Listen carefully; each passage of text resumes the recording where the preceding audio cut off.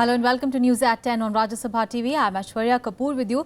Well, a day after Army's surgical strikes on terrorist launch pads across the line of control, Prime Minister Narendra Modi will chair the Cabinet Committee on Security meet today. And in the meeting, it is likely to review the security situation in the country. We'll get you all the details on that story. Let us begin with the other top stories in the headlines. Evacuation of people living within 10 kilometers of border in Punjab and Jammu and Kashmir begins. BSF on high alert. This after Indian Army strikes 7 terror launch pads across line of control. All parties back government and congratulate Army on successful operation. India briefs top envoys of 25 countries on the action. UN, US, China ask both nations to exercise restraint. Kaveri water dispute case comes up in the Supreme Court today. Centre's attempts to find political solution fails on Thursday after meeting with leaders of Karnataka and Tamil Nadu remains inconclusive. And US and Russia talks over Syria in real danger of a breakdown. Russia refuses to stop bombing of Aleppo despite US demands.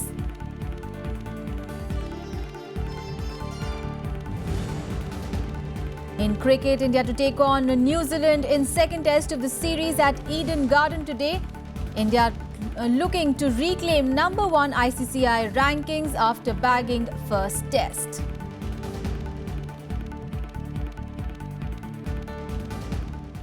Well, big story coming in this morning. Pakistan continues to violate ceasefire along the line of control in Aknoor in Jammu and Kashmir. Now, this is the 5th ceasefire violation in the month of September and the 3rd in the last 36 hours.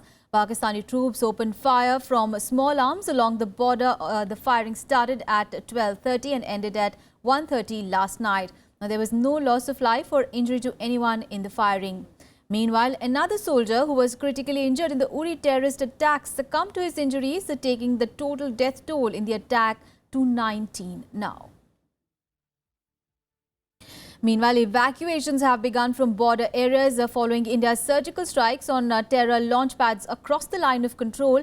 Pakistan, that initially denied the strikes, summoned Indian envoy over what they claimed was unprovoked firing by the Indian forces. Pakistan also claimed 8 Indian soldiers were killed. Now, India has rejected that claim. Pakistan Prime Minister Nawaz Sharif has convened a cabinet meeting today to discuss the Kashmir issue. People living within 10 kilometers of the border with Pakistan in Jammu and Kashmir and Punjab asked to shift to safer places. Schools have been ordered to shut until further notice. We have provided for food, electricity generators. Wherever there is a cluster of evacuee population, we have provided for a doctor, ambulance, as well as we have provided for sufficient police security to guard the evacuated villages. High alert has been sounded in Gujarat. Fishermen have been instructed not to venture beyond 15 to 20 nautical miles into the sea. Rajasthan too is on high alert. 4 districts, Bikaner, Jaisalmer, Badmer and Sri Ganganagar, share over 1,000-kilometer long border with Pakistan. Maharashtra government has directed the state police to stay alert and take required measures. The BSF has put its units along the Indo-Pak border on high alert. Personnel on the eastern frontier too have been alerted. Families of soldiers who were killed in the Uri attack have welcomed India's strike. सेना ने बहुत उचित काम किया है और ये हमारा लड़के का बलिदान या अभी हाल में जो बलिदान सेना का लोगों का हुआ है या बीएसएफ का हुआ हो उसका बदला अच्छी तरह से लिया गया है. Pakistan initially rejected the surgical strikes as baseless, but later summoned the Indian High Commissioner over what they claim was unprovoked firing by Indian forces. Islamabad admitting 2 of its soldiers were killed. Hindustan की तरफ से small weapon fire हुआ 5 sectors में, जिसमें लीपा भी था, बिम्बर भी था और 3 और लोकेशंस के ऊपर लाइन ऑफ कंट्रोल पे उन्होंने फायरिंग की, जिसके नतीजे में हमारे 2 फौजी शहीद हुए हैं और 9 फौजी जो हैं वो ज़ख्मी हुए हैं. The Pakistan Foreign Office stating that the unprovoked firing is a continuation of a pattern of ceasefire violations by India. Pakistan continuing to claim that India has not shared with it any evidence on its involvement in the Uri attack, in which 18 soldiers were killed. India's surgical strikes were in retaliation to that attack. So we are waiting for the details to come from our High Commission.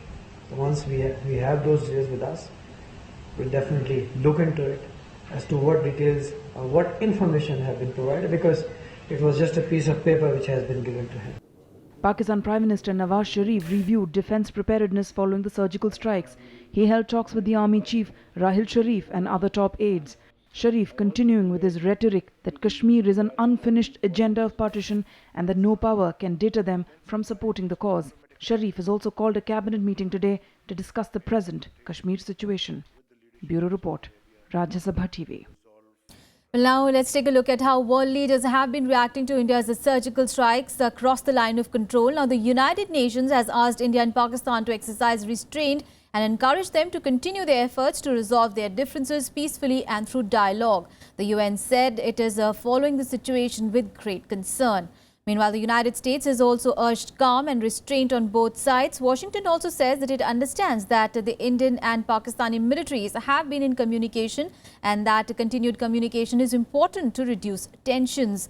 Meanwhile, closer home, China says that it is in touch with India and Pakistan through different channels to bring down tensions.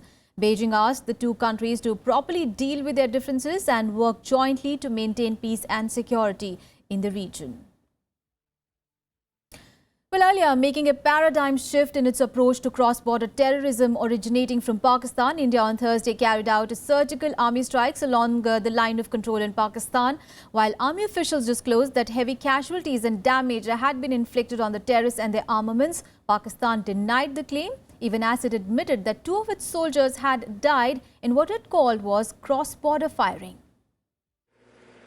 A little after midnight on Thursday, India took an unprecedented step to signal a historic shift in its strategic response to terror attacks emanating from Pakistani soil. From 12:30 a.m. to 4:30 a.m., ground and helicopter-borne Indian forces entered Pakistani-occupied Kashmir after crossing the line of control to hit 7 terrorist launch pads. Now, based on very specific and credible information which we received yesterday, that some terrorist teams had positioned themselves at launch pads along the line of control with an aim to carry out infiltration and terrorist strikes in Jammu and Kashmir and various other metros in our country. The Indian Army conducted surgical strikes last night at these launch pads. The army said the strikes severely damaged the targets and inflicted significant terrorist casualties. Some Pakistani soldiers who were trying to help the terrorists were also reported killed. During these counter-terrorist operations, significant casualties have been caused to the terrorists and those who are trying to support them. The operations aimed at neutralizing the terrorists have since ceased. I have just spoken to the Pakistani Director General of Military Operations and explained our concerns and also shared with him the operations we had conducted last night. The strikes come in the wake of the September 18th terror attack on the Indian armed forces in Uri sector of Jammu and Kashmir that killed 18 Indian soldiers and left some injured. The incident triggered huge public pressure on the government to respond in equal measure. It is India's intention to maintain peace and tranquility in the region. But we can certainly not allow the terrorists to operate across the line of control with impunity and attack the citizens of our country. Before going on the offensive, India made persistent requests to Pakistan's authorities to persuade it to stop the terrorist infiltration. Pakistani High Commissioner Abdul Basit was also summoned and given proof of involvement of Pakistan-based terrorist groups in the attack. 20 infiltration bids were foiled in the meantime, even as Pakistan maintained its traditional insensitivity to the problem. India is now telling Pakistan that its surgical strike had a specific objective to intimidate the terrorists. But if Pakistan tries to retaliate, it is ready for a rebuttal. We do not have any plans for further continuation of the operations. However, the Indian armed forces are fully prepared for any contingency that may arise. After the operation, Prime Minister Narendra Modi reviewed the situation at a meeting of the Cabinet Committee on Security. Heads of Army, Navy and Air Force along with Home Minister Rajnath Singh, External Affairs Minister Sushma Swaraj and Defence Minister Manohar Parrikar were present at the meeting. The armed forces have been told to remain vigilant and ready for any misadventure or retaliatory action by Pakistan. Surgical strike against the terrorist camp in Pakistan was in the air for a long time. Now Government of India has done it. It is a clear message to Pakistan whether it wants cooperation or confrontation on the issue of terrorism. Akhilesh Suman with Vishal Dahiya and camera person Manoj Kumar in Delhi. Leaders of all major political parties were briefed by the Home Minister Rajnath Singh on the situation in the wake of the Indian Army's surgical strikes targeting terror launch pads across the line of control. Now, all the parties backed the move, also congratulating the Indian Army. Meanwhile, Prime Minister Narendra Modi will chair a CCS meet today. Hours after announcing the Army's surgical strike targeting terror launch pads across the line of control, the NDA government convened a meeting of leaders of major political parties to brief them about the situation. और सबने army को हार्दिक बधाई दिया और सबने कहा ये पाकिस्तान को मालूम हो गया, इसको हम लोग आगे ऐसी घटनाओं को बर्दाश्त नहीं करेंगे. Cutting across political lines, leaders congratulated the Indian Army and reiterated their support for the government. Pakistan की तरफ से हमारे देश पे थोपा जा रहा है, उस टेररिज्म को खत्म करने के लिए जो भी कदम सरकार उठाएगी, हमारा उसका समर्थन हमेशा रहेगा. हमारी फौज को मकसद हमारा है कि टेररिज्म खत्म हो जाए. हम लोगों ने सरकार को पूरी तरह से आश्वस्त किया कि हम सब लोग साथ हैं और फौज ने बहुत सक्सेसफुल तरीके से इस ऑपरेशन को जो अंजाम दिया, इसके लिए फौज को और हम लोगों ने बधाई दी और सरकार को कहा कि हम सब लोग एक साथ खड़े हैं. I said I have congratulated the Indian Army for these operations. Good, that is good. But what exactly is the overall assessment? They said it will take a little time to make that assessment. Earlier in the day, Prime Minister briefed the President, the Vice President and former Prime Minister Manmohan Singh about the surgical strikes by the Indian Army. On his part, the Home Minister informed Chief Ministers of West Bengal, Odisha, Punjab, Bihar and other states about the strikes. External Affairs Minister Sushma Swaraj met Congress President Sonia Gandhi and briefed her on the issue. India also briefed top envoys of 25 countries including the US, China, Russia, the UK and France over the strikes. Foreign Secretary S. Jaishankar briefed the envoys in South Block to convey the context of carrying out the strikes. Vishal Dahiya's report for Rajya Sabha TV. On to some other news. Well, on the second leg of his visit to West Africa, Vice President Mohamed Hamid Ansari arrived in Mali on a Thursday after his successful visit to Nigeria.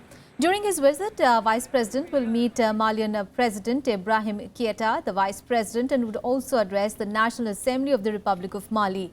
The Vice President will be meeting Prime Minister Modibo Keita, which will be followed by delegation-level talks, during which several agreements will be signed between both the nations.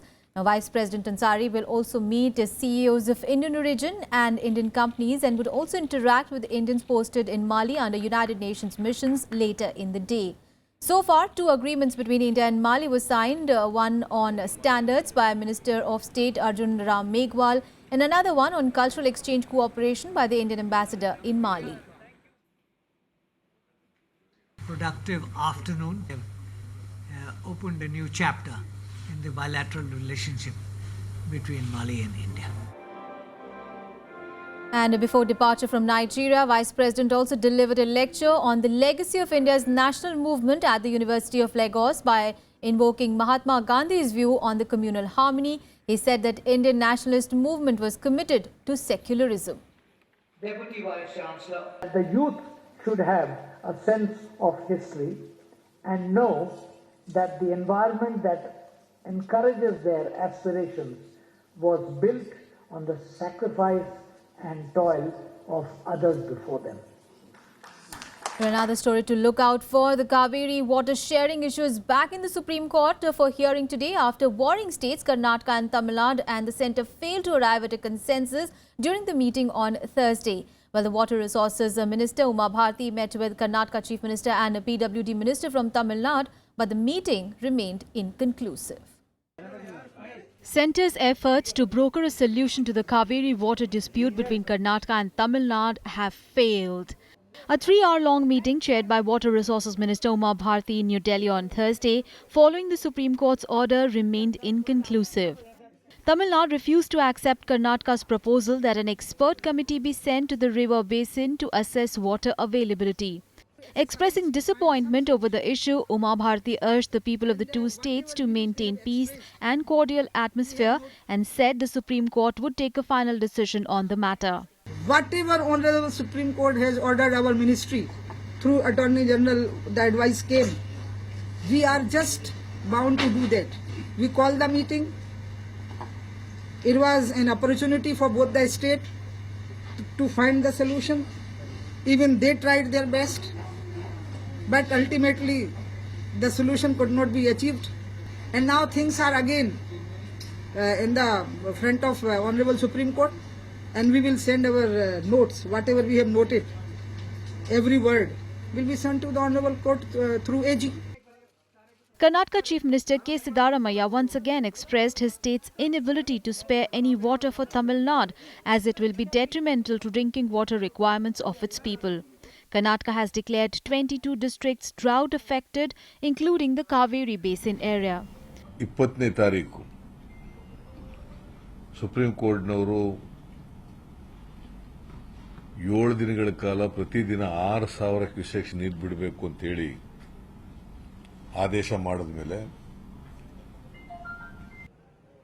However, Tamil Nadu Chief Minister J. Jayalalitha criticized Karnataka for deliberately defying the Supreme Court order once again, calling it utter contempt.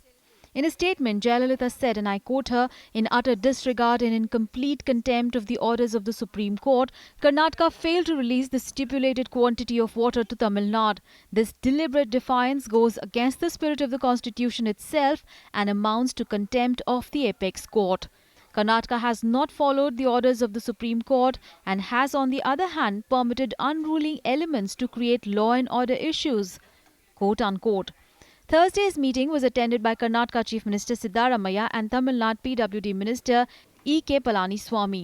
The Karnataka government delayed the release of Kaveri water to Tamil Nadu for the second time this week, defying the Supreme Court's order to release 6,000 cusecs of water. Bureau Report, Rajya Sabha TV. Well, in news at 10, we'll take a very short break. Up next, we have all the international news and sports news. Stay with us.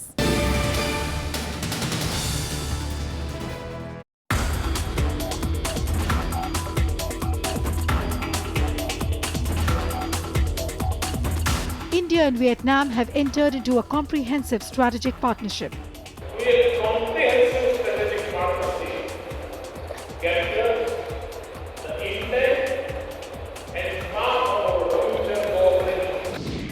Can the two nations contribute to the stability of Southeast Asia?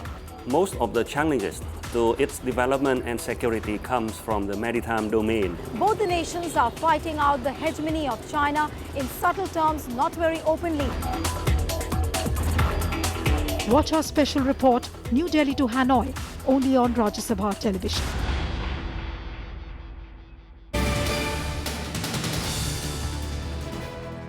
Welcome back after the break. Now, the government has cut interest rate on small savings schemes by 0.1% for October to December quarter, leading to lower returns on Public Provident Fund and Kisan Vikas Patra.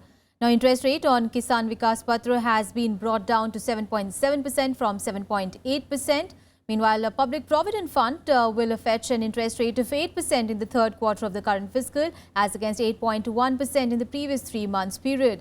And the rate of interest for the third quarter for 5-year National Savings Certificate, that is NSC, has been reduced to 8%. However, the interest rate on saving deposit has been kept unchanged at 4%. And after resolving issues of threshold and dual control of central and state tax officials over the assessors last week, the GST Council would meet today to discuss compensation to the states and approve rules for registration, refunds and exemptions under the proposed indirect tax regime. Now, to be chaired by Union Finance Minister Arun Jaitley, the Council will also deliberate on a formula for the payment of compensation to the states for revenue loss in the aftermath of the implementation of the GST. In the previous meeting of the Council, 4 alternatives came up for discussion for compensating states for the loss of revenue after implementation of the GST. According to officials, while 2015-16 will be the base year for calculating revenue compensation to the states for any loss of receipts arising out of the rollout of GST, the final methodology will be worked out in the coming meetings. Meanwhile, the central government plans to roll out a GST from 1st of April next year and has lined up meetings of the GST Council to build a consensus among the states.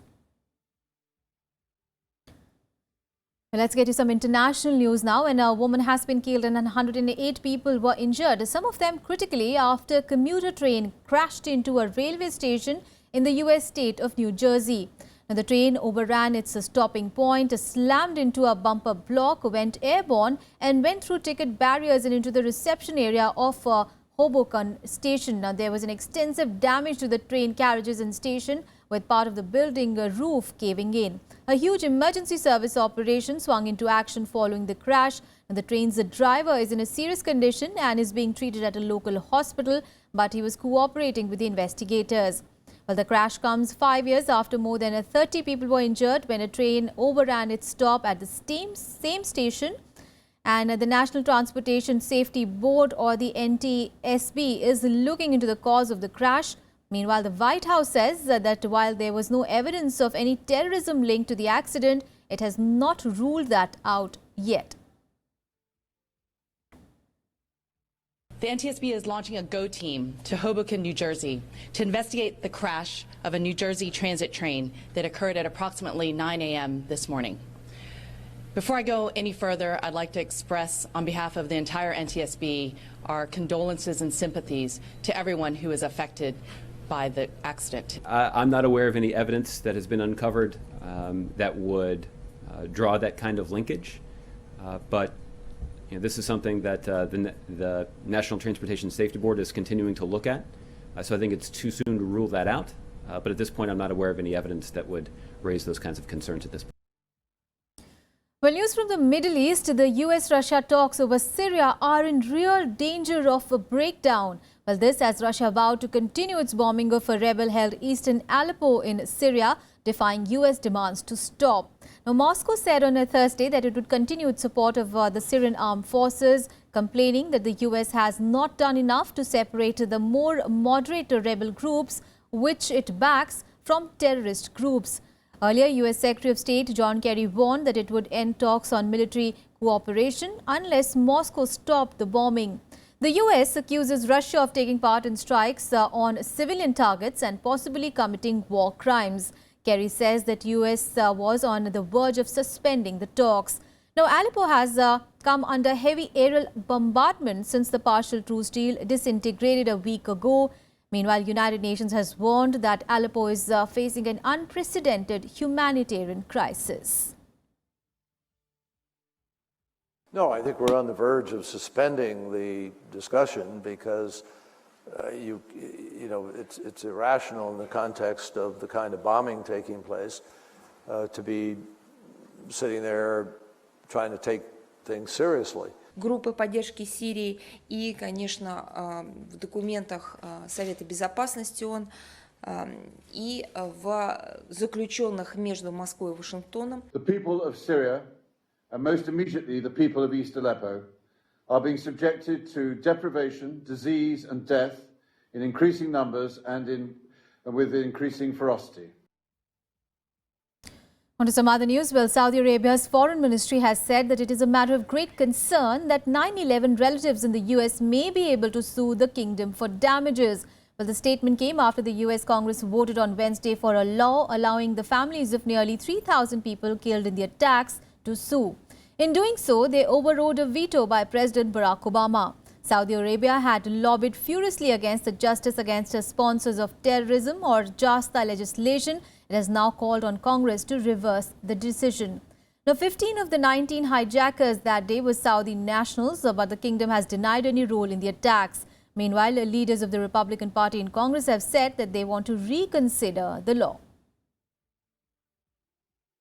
Within minutes of casting their vote to put that bill into law, you had members of the United States Senate, some 28 of them, write a letter expressing deep concern about the potential impact of the bill they just passed. If it has a legal angle, so if it does lead to lawsuits actually happening, definitely Saudi Arabia and the relations with the US will be impacted. There is no doubt. However, there will be a period of wait and see. Well, U.S. Democratic presidential nominee Hillary Clinton on a Thursday accused her opponent Republican Donald Trump of breaking the laws by violating the U.S. trade embargo with Cuba, slamming her rival as dishonest and willing to put his interests before the country. Well, according to reports, Trump's company secretly conducted business in Cuba, violating the U.S. trade embargo against the country. The company allegedly spent at least $68,000 in Cuba in 1998. Meanwhile, Trump has denied all the allegations, saying that he had rejected offers to invest in that country. We have laws in our country, and the efforts that Trump was making to get into the Cuban market, putting his business interests ahead of the laws of the United States and the requirements that businesses were operating under because of the sanctions, shows that he puts his personal and business interests ahead of the laws and the values and the policies of the United States of America. Let's get you some more international news in World Wrap. Turkish President Recep Tayyip Erdogan on a Thursday said that the government was preparing to extend the state of emergency for another 3 months. He said that the emergency laws were required to combat threats against the government following a failed coup attempt in July. The government has used the emergency laws to issue decrees to close down institutions and fire more than 50,000 civil servants and suspend tens of thousands more. Hillary Clinton campaigned in Iowa on a Thursday as early voting began in the pivotal swing state. President Barack Obama won Iowa in 2008 and 2012, but Clinton is trailing Donald Trump in the state, lagging 5 percentage points behind. Trump had stumped in Iowa a day earlier, appealing to white blue-collar workers who have helped push him into the lead in the state. A close aide of Bangladesh cafe attack mastermind Tamim Ahmed Chaudhry was arrested by Bangladesh's counter-terrorism unit on Thursday. Salauddin Kamran is a member of the Neo Jamaatul Mujahideen Bangladesh. The 1st of July attack on Holy Artisan Bakery in Dhaka left 22 people dead.